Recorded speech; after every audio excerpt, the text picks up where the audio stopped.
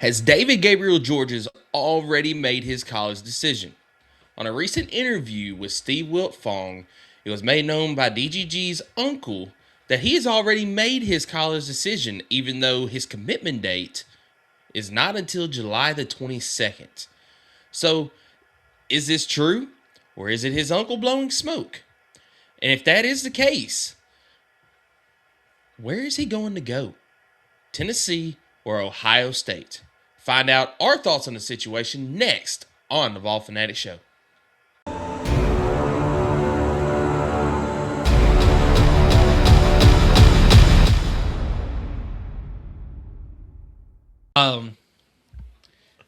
DGG. Yeah. What about so reports have come out. He did an interview with Steve Wiltfong. Yeah. According to that interview, I believe he said it, but I know his uncle said it as well. He's already made his decision. He just has not come out and said it yet because his date, the date that he has set, is July the 22nd, whenever we will find out. Supposedly, things are trending towards Tennessee. I doubt it. Your thoughts? I doubt that. I don't think when people say trending towards, it's just people. In my opinion, it's Ohio State, Tennessee. Ole Miss is there. I think people are blowing smoke because they know they got a 50-50 chance of making it right? So I think that's what we're getting here. I don't know if there's actually a lean one way or another. I think he's done a really good job in today's age to kind of keep it on the low. I respect him for that. But at the end of the day, I'm not going to sit here and act like he's coming to Tennessee because at the end of the day, I truly don't know where he's going. And unfortunately for Tennessee fans, it's going to be a little bit of a hard truth. But, like, what's the risk that he has going to Ohio State? He's going to be in the playoff every year. He's going to be making decent money. And he's going to go to the NFL. The risk with Tennessee is you will be hoping to get to the playoff. You'll still make a lot more money, probably. I think we have a better offer. And you'll still make it to the NFL. Don't get me wrong. But at the end of the day, it's just all like what's important to him. And I don't know that. I don't know that answer. So here's a couple of things that I do know based off of what I have heard from people talking to his family and things like that. We mentioned a couple weeks ago that the alleged offer that Tennessee had put on the table was a 3-year deal worth $2 million. The reason there is a 3-year deal is, according to his family, wherever he goes, that's where he's going to spend the next 3 years. I love that. That makes me want to pay him more, just knowing that. Like, I do as well. So, I mean, that tells me that this guy, he's supposedly going to be a loyal guy. Now, I haven't heard any Tennessee players say it before, but I've heard players say this before, and then they transfer out the next chance that they get. I don't know if he's going to be the same way or not.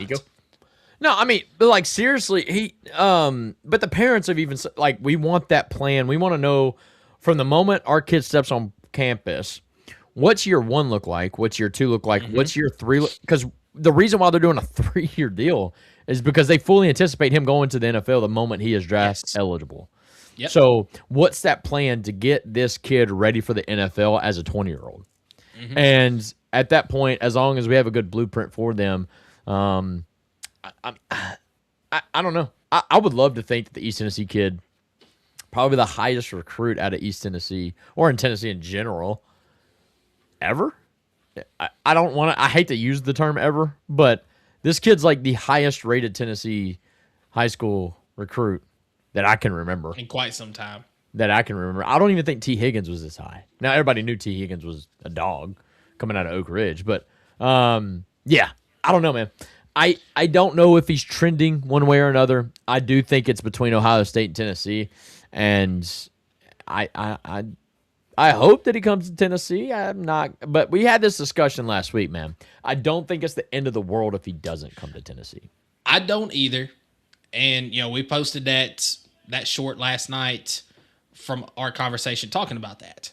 A couple other things that I do know, he has a good relationship with an assistant coach on Ohio State's staff. I think it's the running back coach, because normally, the position group that you're being recruited by, that's the coach that you're going to be closest to. He's got a great relationship with him. Mm-hmm.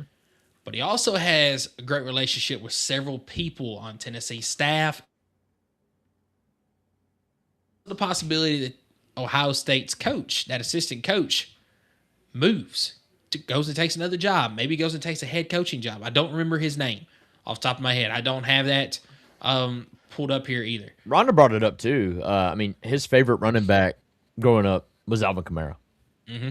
And they've already met, and Alvin Kamara could be helping him do some training on the side, whatnot. Is that an influence toward Tennessee? I don't know, but I do love how involved. Alvin Kamara could honestly slight Tennessee. Don't feel like he was as well utilized at Tennessee as maybe he would have hoped. I don't see that being a factor now, especially after the big donation that Kamara That's made. what I'm saying. Like, clearly he loves the university. Like, he's appreciative for the opportunity he had. And I think he also has a little bit of gamesmanship and sportsmanship respect towards Jalen Hurd at that time too. So like he understood that he was not necessarily the one and only, but he was a 1B and then ended up being a 1A pretty quick. And that's why we've seen the downfall of Jalen Hurd. But no, I love Alvin Kamara. The fact that he's pouring back into this program the way he has, and also he is having a killer career in the NFL. It's awesome. It's exactly what we needed. We needed that next big name out of Tennessee, especially running backs, man. It's been a while since we had, Arian Foster. Is there anybody in between them two that made it kind of big in the NFL? I can't think of. Arian Foster and then Alvin Kamara, that's about it. There was really nobody in between that had a decent. Montario Hardesty would have been that guy had he not gotten hurt. Yeah. Montario Hardesty was a great running back. Yeah. But, he didn't really make it big. But, it's Arian Foster and then Alvin Kamara. And then I feel like D. Samp is going to be that guy. Yeah. D. Samp's going to be better. Yeah. Jalen Wright may even have a decent career. He could as well. But, something in this post that I have pulled up right now, and I'm not going to pull it up on the screen because it's a teaser of a guest that we're going to have on in a couple of weeks. And I'm not going to release who that is yet. But he put on here. Boo. Okay. If DGG cares about leaving a legacy at a school, it's going to be harder to leave one at Ohio State than it will be at Tennessee. That's a fact. Because since 2018, Ohio State has had 7 Heisman finalists. Since 2018. The last time Tennessee had a Heisman finalist was Peyton Manning in 1997. Hendon Hooker. That's bull. He should have been. Bull he crap. should have been. But the last person at Tennessee was Stetson Bennett literally was a final. No shot, dude. Hendon Hooker should have been a finalist. So, he would automatically, if he is a Heisman finalist at Tennessee, he would automatically be the best player that we've seen in Knoxville since Peyton Manning. But I think the doors open up for DGG at Tennessee a lot quicker, I feel like, than they do at Ohio State. Yes. That's something I think he's got to, especially with him wanting to get in the NFL within 3 years. And something else that nobody's really talking about. Like Deshaun Bishop's last year, probably this year. Yeah, but something else that nobody's really talking about, Legend Bay went to Ohio State. To be a running back. Flex, utility, athlete, whatever. So, would he'd probably be sharing a lot of carries with Legend Bay. And obviously, if he comes to Tennessee, he's going to share carries with somebody. But he's going to be the featured back, 100%. I hope he looks at the recent production from our running backs group. And I think he's going to look at our system and realize that it's going to put him in the best position to score, to have fun, to rack up yards. As much as we are a quarterback-friendly offense, we're a running back-friendly offense. We rush for 200 to 2,500 yards a year. I think hopefully he looks at that. He sees that we put our last 3 or 4 running backs in the NFL fairly easily, like mid-round, third, fourth round, they're getting drafted into the NFL. So hopefully he looks at that and he sees that, okay, I could, at worst be a second round and I could even have the potential to be a first-round pick at Tennessee. So, yeah. But these you know, something else is Ohio State fans. They are absolutely going crazy thinking that he's going to go to Tennessee because Okay.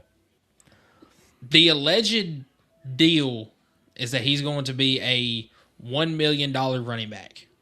That's going to be the NIL sign, the NIL number right off the bat. And that sounds crazy. It does. Because it's the first time it happened or will happen. But next year we're going to be paying a lineman.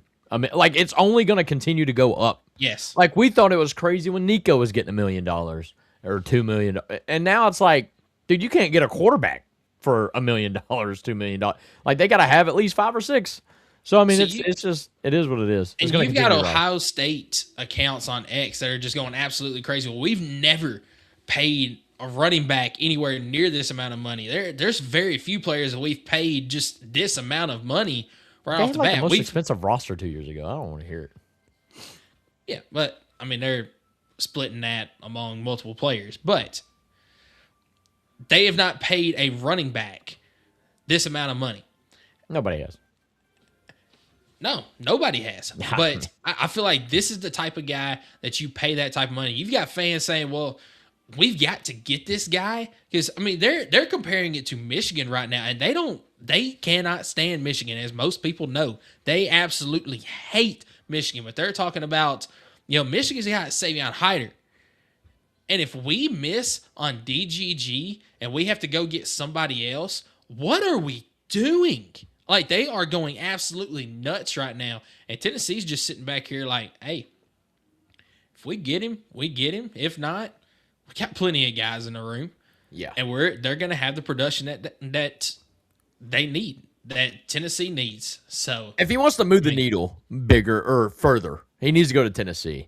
One, Tennessee's not even got the biggest, best class this year either. So he has the potential to be a standout leader of the class, which he would be that in any class that he chose. But regardless, he can either go join some winners and be a part of a team and maybe play in his freshman year at Ohio State, or he could go to Tennessee, immediately be a starter as a freshman, be a leader on the team, and realize he's surrounded by absolute dogs at the wide receiver position, the tight end position.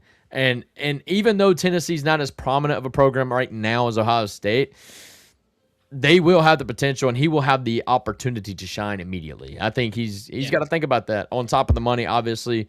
And something that you didn't mention is he's going to have a second-year quarterback, whether that be George McIntyre or Faison Brandon. He's going to have a second-year quarterback prepared to have a breakout season. Yeah, I mean, in their second season in offense. Yeah, what Tennessee has done, and I know it sounds crazy considering we haven't had a repeat quarterback in a while, but Tennessee's built that depth and stability in general in that offense. I mean, when you're bringing back, I mean, we're bringing back legitimate like 8 starters on offense, which is absurd.